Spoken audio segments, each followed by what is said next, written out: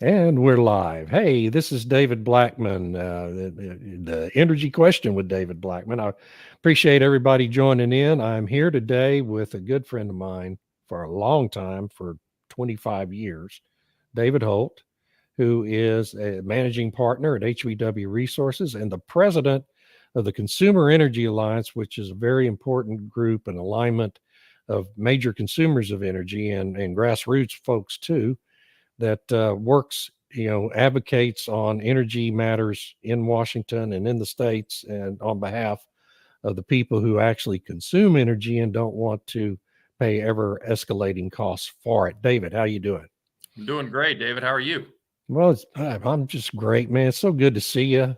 We don't see each other anymore because I've moved up here to North Texas. I'm a refugee from Houston and really miss Houston a lot. It's such a wonderful city, and we loved living there for 15 years. So anyway, Well, if Houston misses you, I certainly miss you as well, and it's great to be able to see you on the podcast here, and you're doing great work. So this we is saw gonna be each a lot of other fun. on a television hit a few months ago Yeah, up yeah, here yeah, on yeah. the Fox station, and luckily our messages aligned with one another, which is always a positive in my view because you're a lot smarter than I am. So I figured I must be right. Oh man, I don't know everything I say I've learned from you, so it's all good. Well, before we go into a discussion of energy policy and how this election may impact all of us, talk about the Consumer Energy Alliance, who your members are, what your mission is, and let folks know what you're doing. Yeah, yeah. Thanks, and again, thank you for having me on. This is gonna be a lot of fun. Consumer Energy Alliance. We're gonna be 20 years old next year, which is hard to believe, and David, you and I go way back. You kind of remember when we got Consumer Energy Alliance started. But the entire premise of CEA is, energy impacts the whole economy. So how do we get the rest of the economy more engaged in the energy policy discussion so that we can ensure affordable, reliable, and clean energy for all Americans? So, that it's a national trade association that really advocates on behalf of families now and small businesses and other consumers of energy at the local level, at the state level, and in Washington for affordable, reliable, and clean energy. So, our members represent the entire cross section of the U.S. economy: farmers, manufacturers, distributors, transportation, airlines, trucking industry, plastic manufacturers, small businesses, restaurants, hospitals, and then individual families. And then from an energy perspective, it's oil, natural gas, nuclear, hydro, wind and solar, and energy efficiency, and now increasingly looking at carbon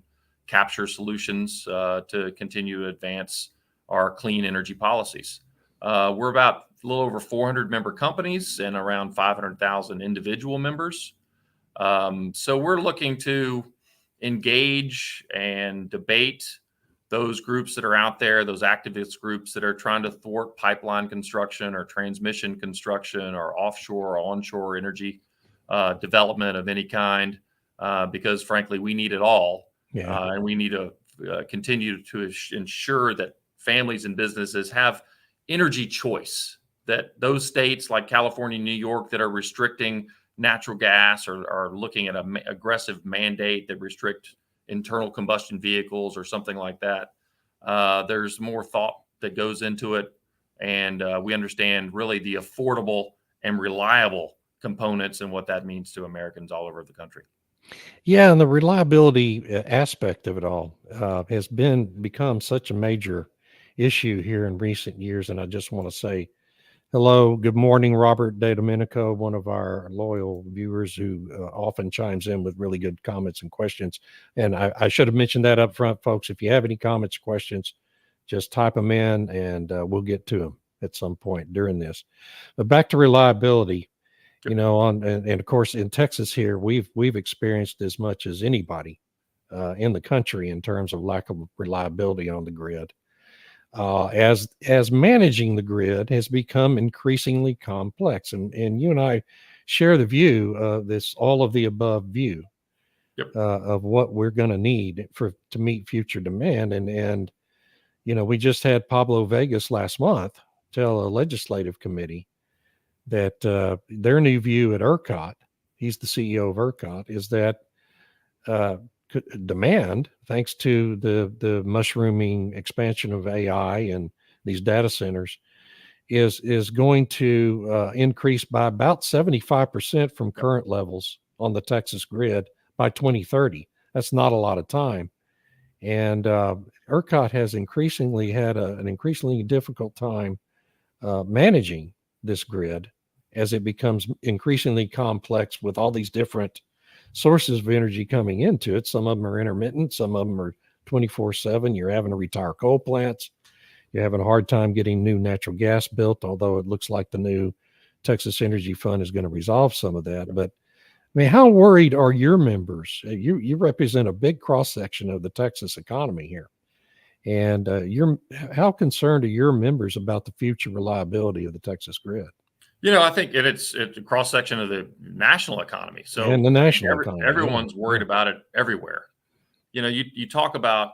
I'll take a step back real quick. You talk about affordable energy, and we've seen gasoline prices are up about $1.50 right now over where they were in early 2021. Diesel prices are up about $1.25 over what they were in 2021. Electricity prices in general, we've seen in the last 3 years the largest increase in electricity prices across the country than we have since the early 70s. So when you talk about affordable energy, you're really talking about our ability to make ends meet. You're frustrating folks. You're looking at when diesel prices go up, the price of everything goes up. Yeah. Milk, eggs, sugar, bread, milk, all the rest. So all the inflationary pressure and frustration that we're seeing is largely due in significant part to higher energy prices. So that's very frustrating. And families are having to make hard choices between maybe sometimes a gallon of milk and a gallon of gasoline. And they're certainly spending a lot more today than we were just a few years ago. Yeah. But then when you get into the reliability issue from a from a consumer's perspective, if you're a retiree in your home and you're on a dialysis machine that requires electricity and the power goes out because you are unable to meet sufficient energy demand in the Northeast, in the mid-Atlantic states, or here in Texas, then you're getting into human health issues. And you go from being annoyed, frustrated, angry to very angry and scared. So we've got to get our grid situation right. And this slow moving train wreck that is the reliability issue that's happening all over the country is something that I know the Texas legislature is going to continue to look at in the next session. I know the PUC is giving it a hard look. We can talk about nuclear here later in the program, but it's being looked at everywhere. And with a couple of observations. One, wind and solar, we need it. Diversifying our energy portfolio, it's happening. It is a reality, and it offers really good alternatives and good optionality. But we also have had a lot of incentives at the federal level and at the state level that have kind of now we're seeing have imbalanced the market. Yeah. So if you look at PJM, those mid-Atlantic 13 states, and they're looking at a significant increase in AI, data centers, Bitcoin, Big and others. time, So they're a big part of that 75% increase in electricity demand. There, at the same time, demand is going up. PJM is forecasting a 30 to 40 gigawatt retirement of natural gas power plants in the next 5 years. So we got significant increased demand, and that permanent, always on dispatchable power is going away. And all they're having now is kind of this intermittent power. A lot of that is a market decision because natural gas power plants are unable to compete with the incentives that have been provided for wind and solar power. So not to confuse the market, not to delay construction of wind and solar, but states are going to have to immediately in 2025 look at how they rebalance that situation so that Texas and the PJM and the Midwest MISO, ISO New York, ISO New England, California ISO, all these areas that have kind of gone full on renewables, they need to understand that we can meet our clean energy goals, but natural gas, nuclear have to become a bigger Yeah. part of the mix to And complement. isn't that part of what the Texas Energy Fund did? It Yep, kind of balanced that incentive structure, right? And it absolutely. was And a point. Texas Yeah, got ahead of it. I mean, I think yeah, Texas is ahead of all the other states that are now looking at it. But the PJM states, you talk to these ISOs all over the country, and they're recalibrating their forecasts, and they are now shouting to the mountaintops that we have an emergency situation yeah. in states and Washington. Y'all gotta have to help fix this. Yeah, and it's so integral to the cost of everything, the transportation, the energy aspect of prices. The grocery store we shop at, I won't say its name because I don't want to get anybody in trouble, but so we I went to the store to just pick up a few things the other day, and they had marked down eggs and bread and milk by about 50%. And I got to thinking about it, and these were the prices before the Biden administration. So I went to Yeah. check out, and the manager was there. I've gotten to know him, and Well, that's a good I said, story. You should name "Yeah, names. You should yeah, have everyone in well, your area is going to want to go shop there. I yeah, mean, but they're front these of the these curve. grocery chains don't want to be in politics." But I said, "Hey, man, you've kind of rolled these prices back here to pre-Biden times." He said, "Yeah, that's intentional."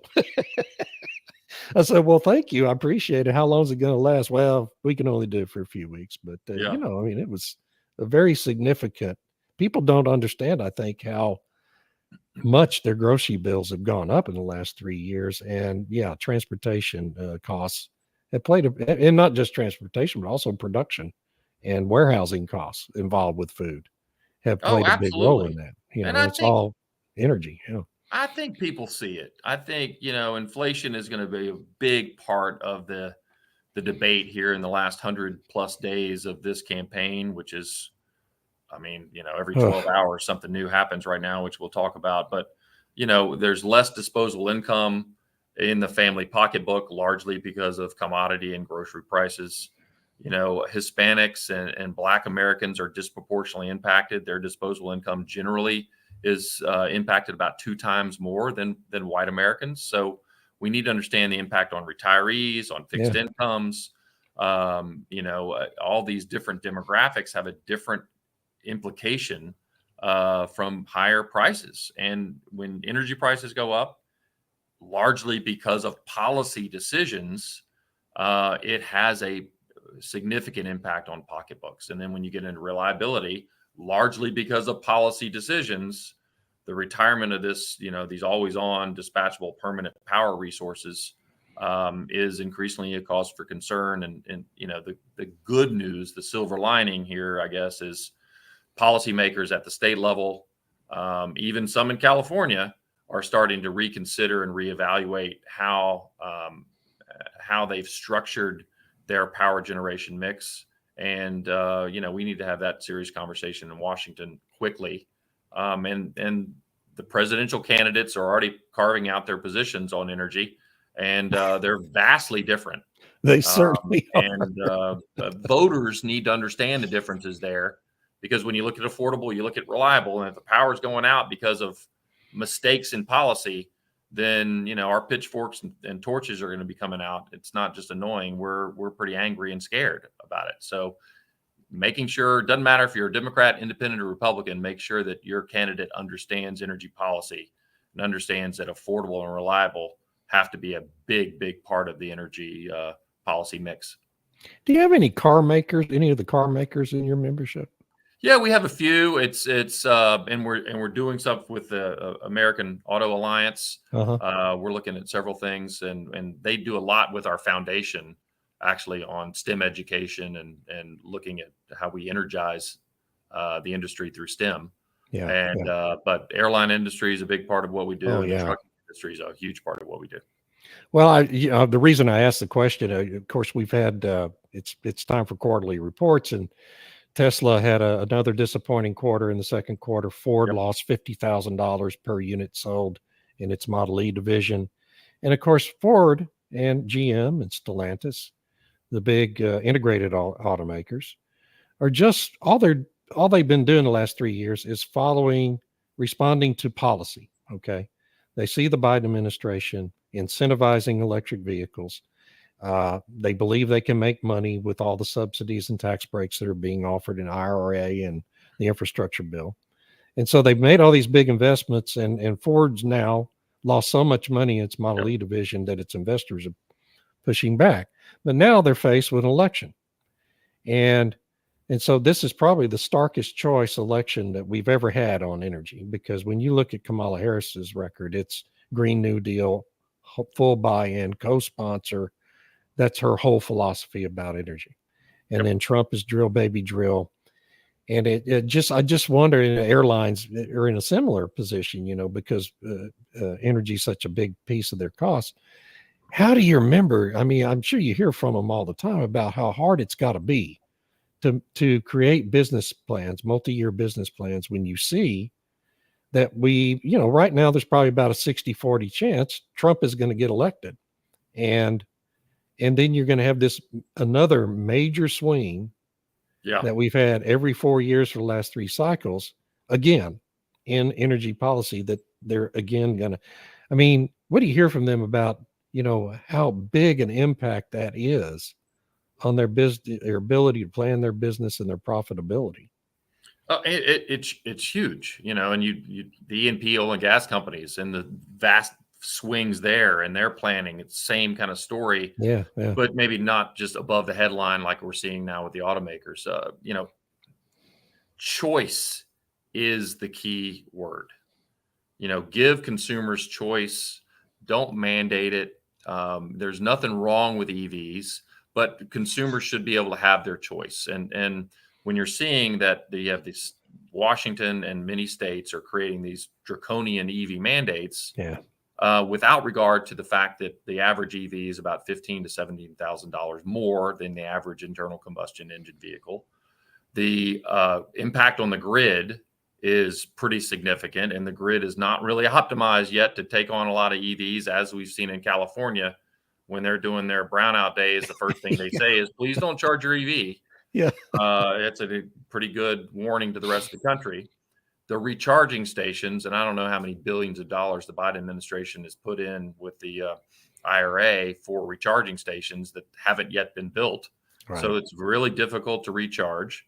And then, the replacement parts and the reliance on China for largely, all the batteries and all the components that go into EVs. So there's a lot of concerns that the average American should have with just EVs generally, and then forcing those EVs upon the market has created obviously part of this backlash. So re-examining that, I think, is important. I think for those of us that follow energy closely, the last 3.5 years has been a really good example of what not to do from a national perspective.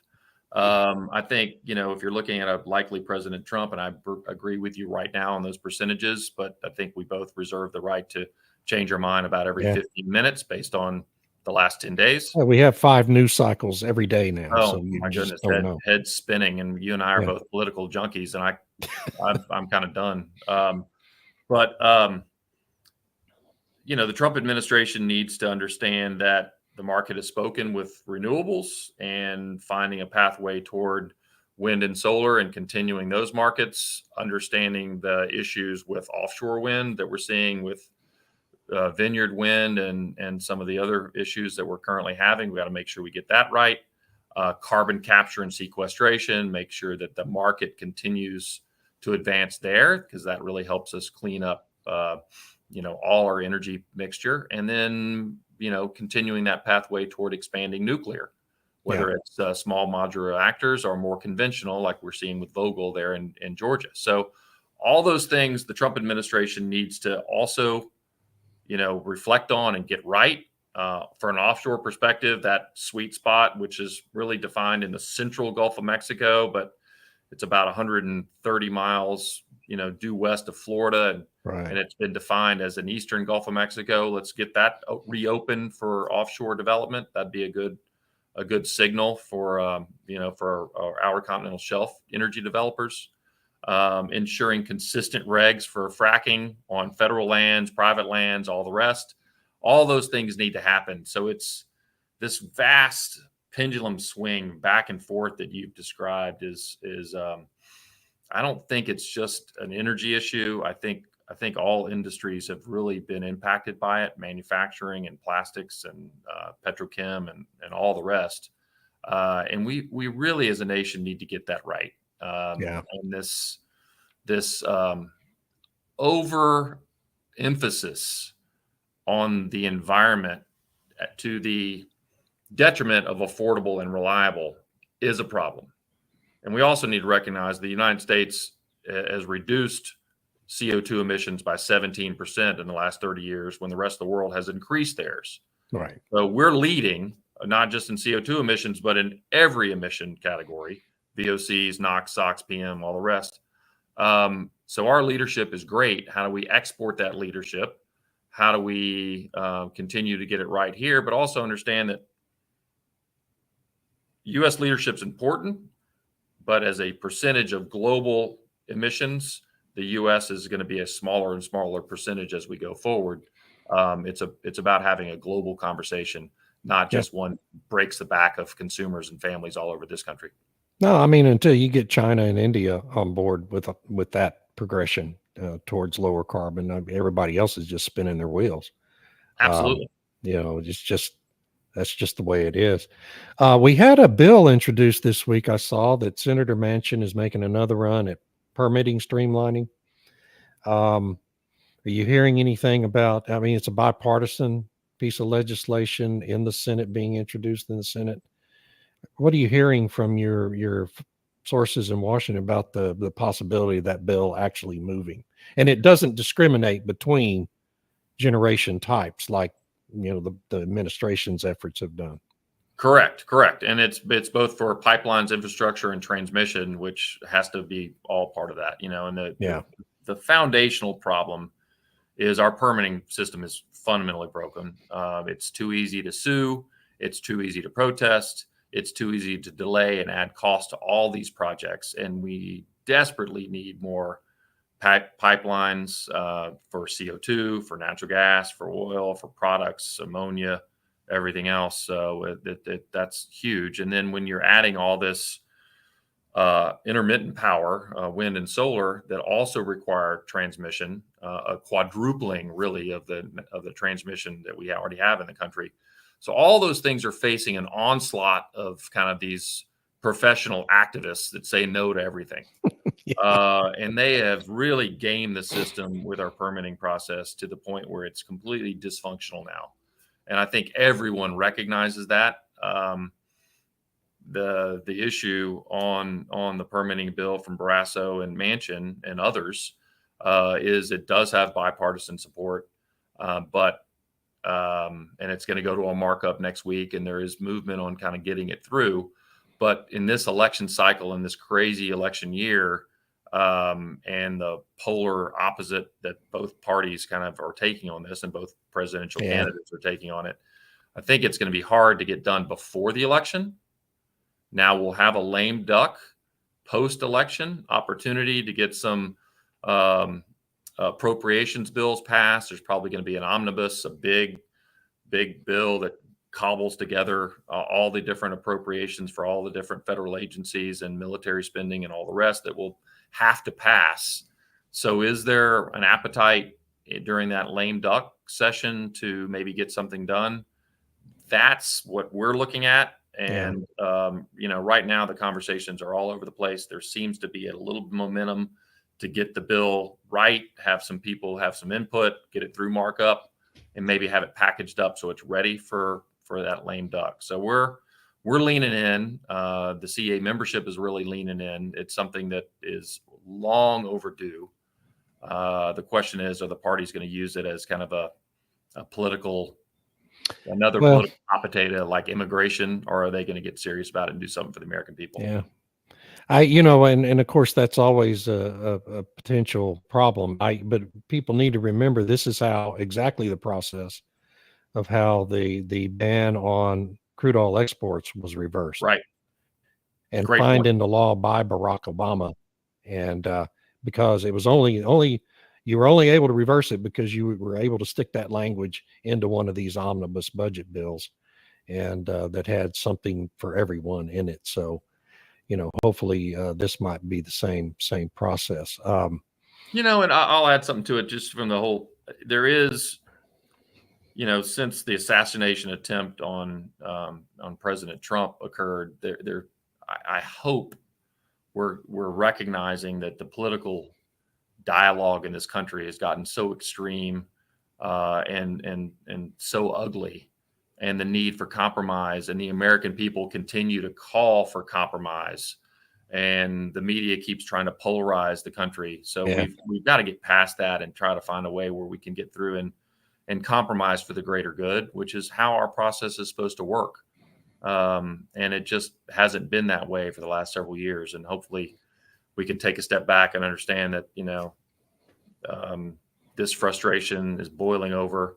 Let's pull back. Let's slow down the rhetoric. Let's hopefully the media will allow us to tamp down on that rhetoric, and maybe we can get something done. Now, am I optimistic? Maybe. Yeah, right. No, but you have to have hope, right? The problem, of course, the 24-hour cable news channels drive so much of that conflict, because conflict draws viewers, and so as long as those kinds of operations exist, I'm afraid things probably just going to keep getting worse on that front. Nuclear is I just frankly am pretty blunt about saying, we're going to fool around with wind and solar for the time being, but if you ever really truly want to get to a net zero power structure, you're going to have a massive expansion of nuclear, and you can't do that without permitting reform, right?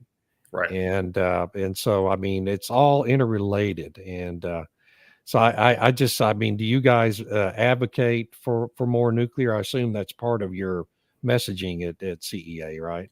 Absolutely. And one thing coming out of Washington, a couple of weeks ago, they did pass a nice package to incentivize nuclear and try to advance SMRs and other nuclear operations. So that was good to see. I know in Texas, the PUC has quietly been convening a kind of a focus group to look at new nuclear siting in Texas, and and maybe to have some nuclear power situated in the Permian to help power some of the oil and gas operations. So, the PUC is going to announce, I think their schedule is supposed to come out with a plan in December in time for the next legislative session to kind of be a world leader on nuclear and nuclear kind of recharging and how we site that in South Texas, south of Houston, where that's going to be at. We don't know yet, but that's important.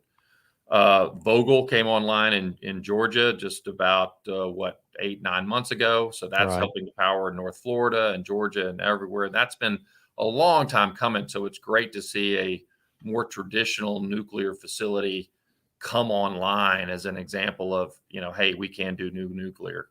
We're seeing in California and elsewhere the extension of the useful life of a few plants. So I agree with you. It is absolutely critical that we get serious about it. And if you're the AOCs of the world and you believe in your heart that the Green New Deal is the only way to go, if you are not introducing new legislation to advance nuclear power every single day of your legislative life, you are not really serious about the Green New Deal.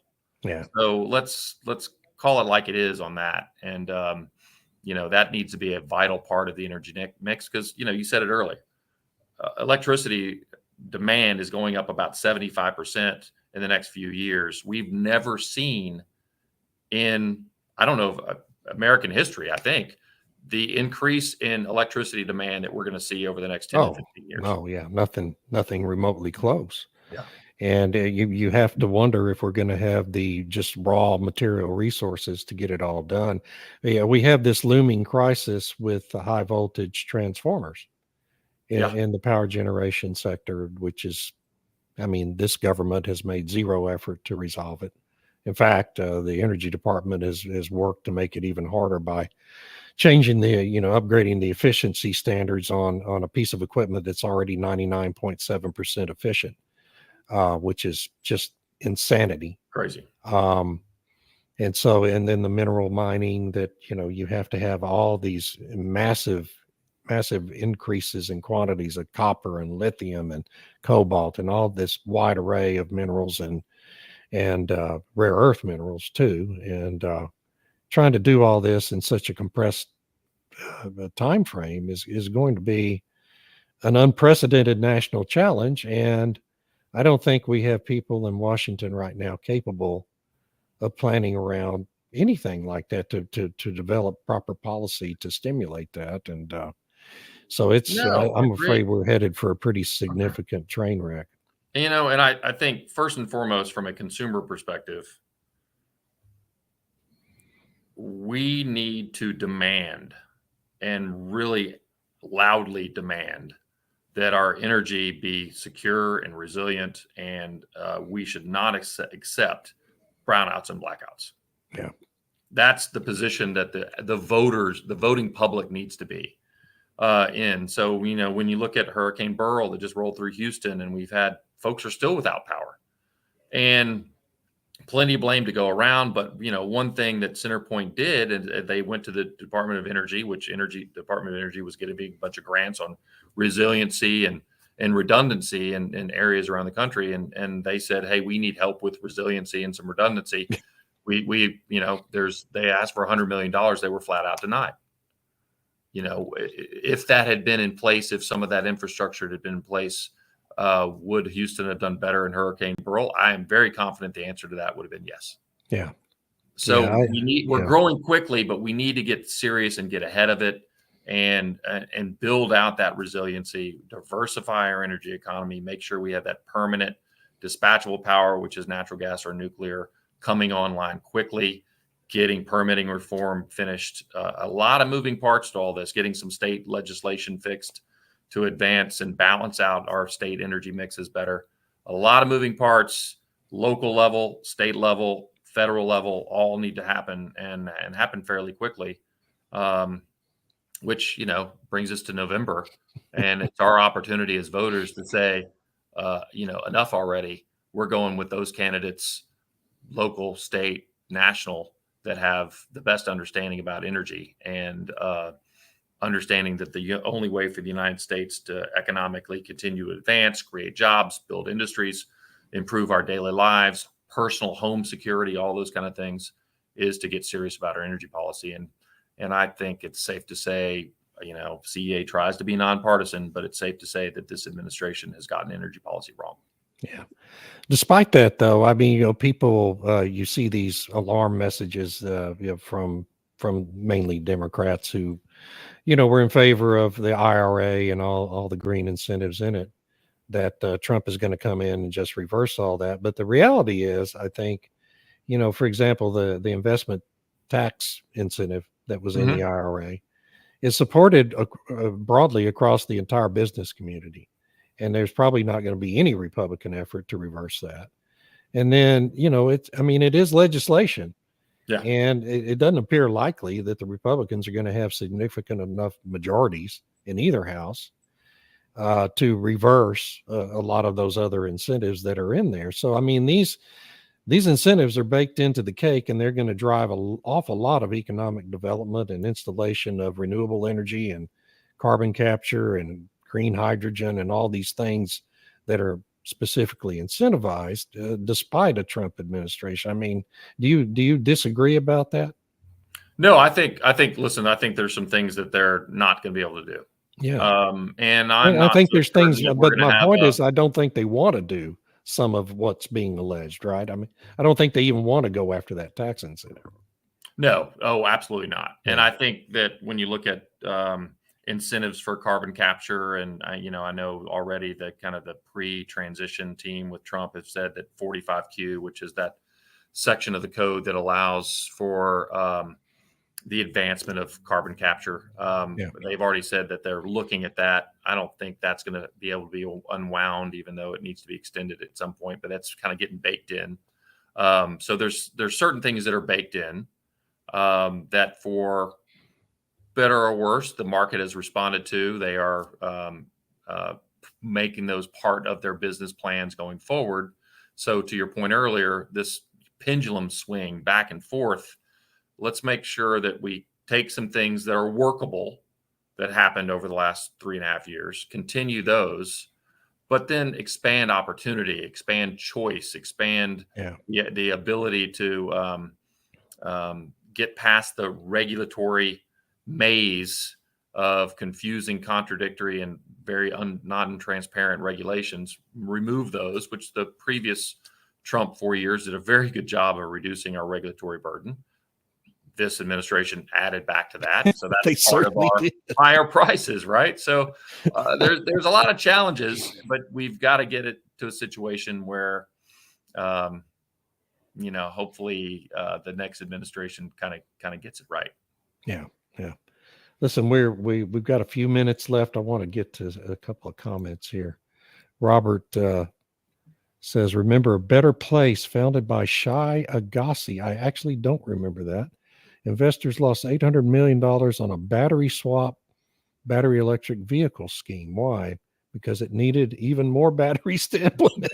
Yeah. Well, yeah, that sounds actually like something that this administration would want to incentivize.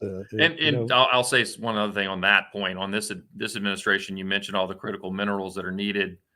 On the one hand, this administration has recognized that and has announced plans to onshore some mining opportunities and create our own copper, lithium, uranium opportunities here in the United States. And then on the other hand, they've designated as national monuments some really good mining areas in Michigan and Minnesota and elsewhere that would have been great opportunities that the states wanted, even with Democratic administration. So it's there's a little bit of left hand, right hand inconsistency even with this administration on the and when they do stuff like that, doesn't that just make it inevitable that we're going to become increasingly reliant on China for our energy security?